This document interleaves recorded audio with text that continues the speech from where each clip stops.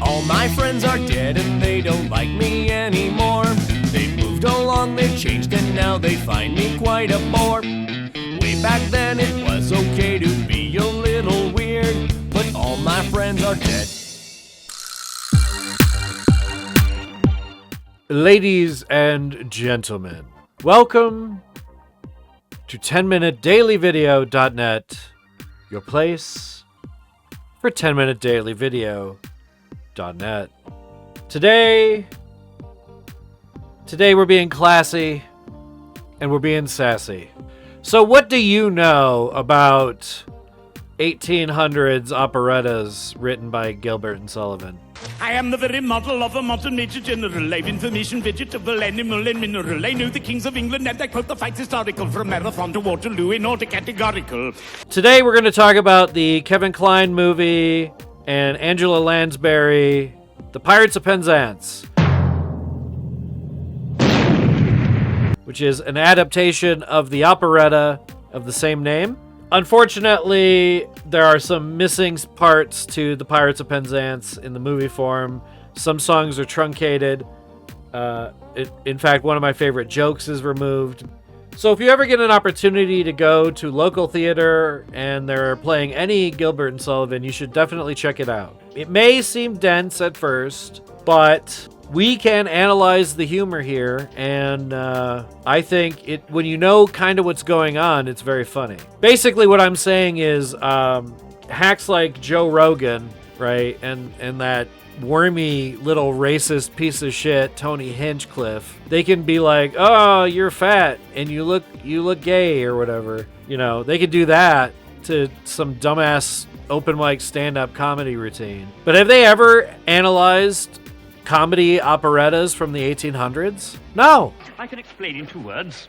We propose to marry your daughters. Yeah, me. Because they don't care about comedy. They care about their little pocket of comedy. They care about their little, like, bullshit, bigoted, moronic, easy, low-hanging fruit, not much thinking required bullying tactics, as opposed to, like, really analyzing humor. What are you?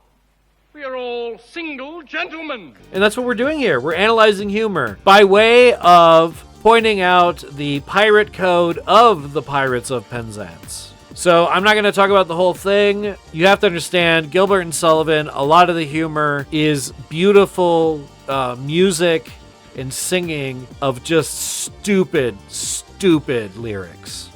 I am a little boy of 5. He is a little boy of 5. A paradox, a most ingenious paradox. All right, so we're going to talk about the Pirates of Penzance mostly through the eyes of the pirates, but we'll take pit stops to talk about some other characters. Of course, the Pirate King is Kevin Kline. Ladies, gentlemen, try not to fall in love with Kevin Kline. Pirate code. A pirate is not afraid to embrace another pirate. Pirate code. Always act in accordance with the dictates of your conscience. Always act in accordance with the dictates of your conscience, my boy. Pirate code. A pirate is very punctual. Cannot tell you. Would not be right. Why not?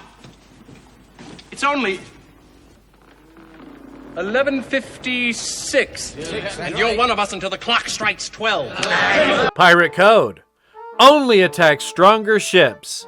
Never attack weaker ships. You make it a point of never attacking a weaker party than yourself. When you attack a stronger one, you invariably get thrashed. Pirate code. Since we band of Pirates of Penzance are all orphans, we shall not accost a ship of orphans. We're orphans ourselves and know what it is like. Yes, but it has got about. And what is the consequence? Everyone we capture says he's an orphan. One would think that Great Britain's mercantile fleet was recruited solely from her orphan asylums, and we know this is not the case. Frederick! You wouldn't have us absolutely merciless. Okay, this might be bad. Each man to a woman. Man your women.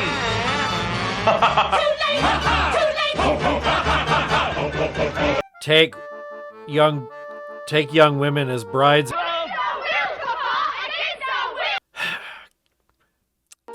Take young women against their will and make them brides. Great. Awesome.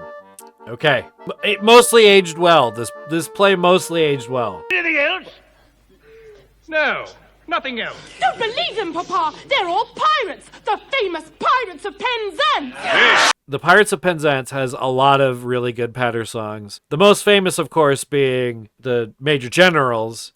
I'm very well acquainted too with matters mathematical. I understand equations both for simple and quadratical. About binomial theorem, I'm teeming with a lot of news. And if the Major General had a code, it would be, the more complicated the rhyme, the better. Lot of news.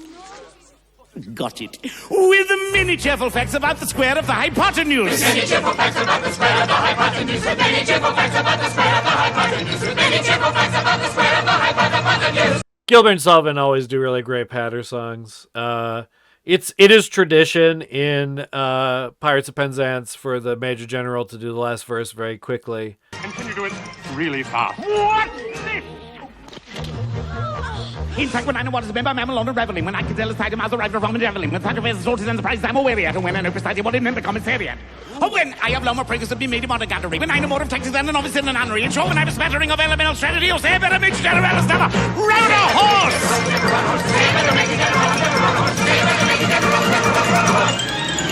For my military knowledge, the right lucky and adventure has only been brought down to the beginning of the century, but still a matter vegetable, animal, and mineral. I'm the very bottle of the body being a general!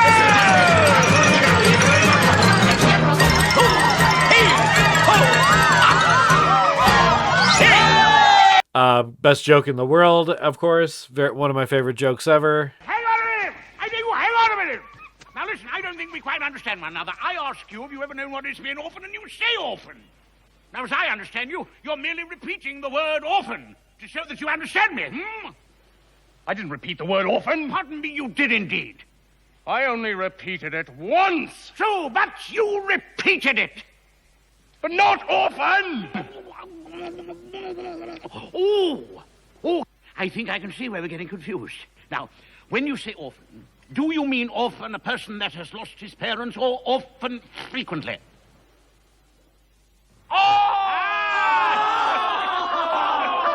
I beg your pardon, I see what you mean. Of course you do, yes.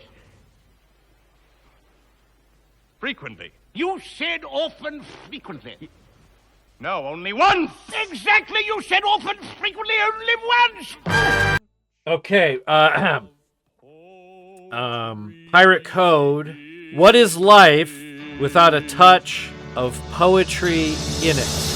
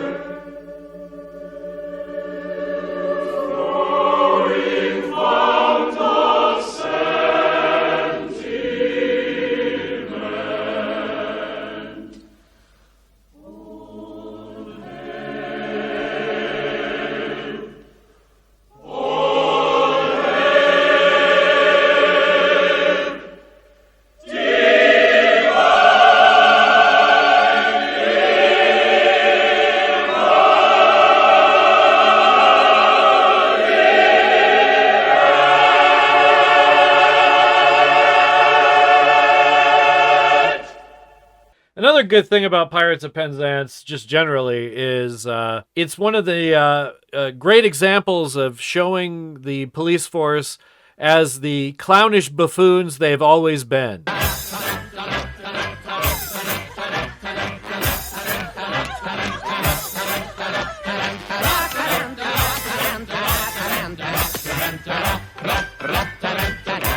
That's right. Pirates of Penzance is before the Keystone Cops. So Keystone Cops were basically a bunch of idiot, moron, power-hungry dipshits who messed everything up and were the police force. And before Dragnet, cops were basically buffoons like these guys. Go, ye heroes, go to glory. Though ye die in combat glory, ye shall live in song and story.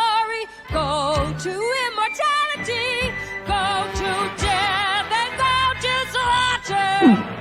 Die at every corner's daughter, with the tears your grave shall water. Go ye heroes, go and die! Go ye heroes, go and die! Go ye heroes, go and die! I love this song. The joke here is both obvious and kind of subtle. The women are just telling them how these guys are going to die violently. And they're just just pathetically trying to get them to phrase it differently. Sergeant, approach. Young Frederick was to lead you to death and glory. That is not a pleasant way of putting it. But yeah, I love how annoying and stupid the cops are. All right, let's get back to the pirate code. A pirate should love paradoxes. For some ridiculous reason, to which, however, I've no desire to be disloyal. Some person in authority. Who? I don't know who. Very likely the astronomer royal has decided that, although for such a beastly month as February, 28 days as a rule are plenty. 1 year in every 4, his days shall be reckoned as 9 and 20. Through some singular coincidence, I shouldn't be surprised if it were owing to the agency of an ill-natured fairy. You are the victim of this clumsy arrangement, having been born in leap year on the 29th of February. And so, by a simple arithmetical process, you will easily discover that though you've lived 21 years, yet if we go by birthdays, you're only 5 and a little bit over. Oh, also, Angela Lansbury comes back and she's looking pretty good. You know, they make a lot of jokes about Ruth being old and ugly, but I don't know. This pirate outfit's kind of working for me. I don't know about you guys. What we say just doesn't matter. No, it really doesn't matter. What we say just doesn't matter. You get it, Angela Lansbury. So this patter song here is not in a lot of soundtracks. So this is one of these rare occasions where the movie has something that isn't in a lot of the versions. This patter song is, even for Gilbert and Sullivan, a bit much. My eyes are fully open to my awful situation. I should go at once to Mabel and will make her an oration. I will tell her I am bad by duty and my moral senses, and I don't know what to do about the pending consequences. Now I do not want to perish by the sword or by the dagger, but a pirate must indulge a little pardonable swagger and a word or two of compliment my vanity with flatter. But I've got to go tonight, and so it really doesn't matter. So it really doesn't matter. So it really doesn't matter. So it really doesn't matter. So it really doesn't matter. So it really doesn't matter. So it really doesn't matter. So it really doesn't matter. I see why a lot of productions cut it. I think it might have been the equivalent of lost media until maybe around when this movie came out. These guys nail it, but woof, I can't imagine doing this live. If I had been so lucky as to have a steady mother who could talk to me as we are talking now to one another, who could give me good advice which she discovered I was earning, which is just the very favor which I knew I am conferring, my existence would have made a rather interesting idyll, and I might have lived a night of very decent and whittle this particularly rapid and intelligible patter isn't generally heard, and if it is, it doesn't matter. If it is, it doesn't matter. If it is, it doesn't matter. Okay, so pirate code. When a pirate does burglary very loudly.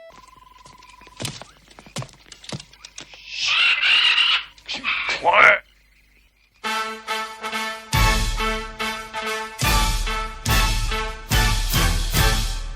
With cat-like tread upon the prey we steal, in silence dread a cautious way we feel. No sound at all, we never speak a word. A fly's footfall would be distinctly heard. Come, friends, to plow the sea. Truce to navigation, take another station. Let's marry piracy with the length of get the clear and learn the way we stay. Get the clear and us as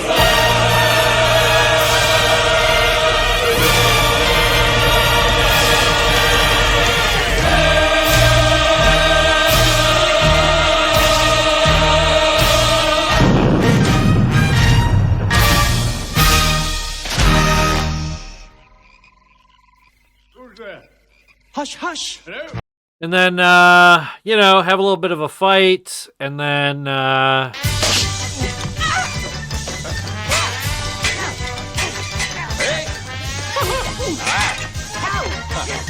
like any other Gilbert and Sullivan play that's ever been written, this too just, it just ends when it's done. It just like, it resolves things in the stupidest way possible. Let me tell you who they are. They are no members of the common throng. They are all noble men who have gone wrong. They are all noble men who have gone wrong. No Englishman unmoved that statement hears, because with all our faults, we love our House of Peers. I pray you pardon me, ex-pirate king. Peers will be peers, and youth will have its fling. Resume your ranks and legislative duties, and take my daughters, all of whom are beauties.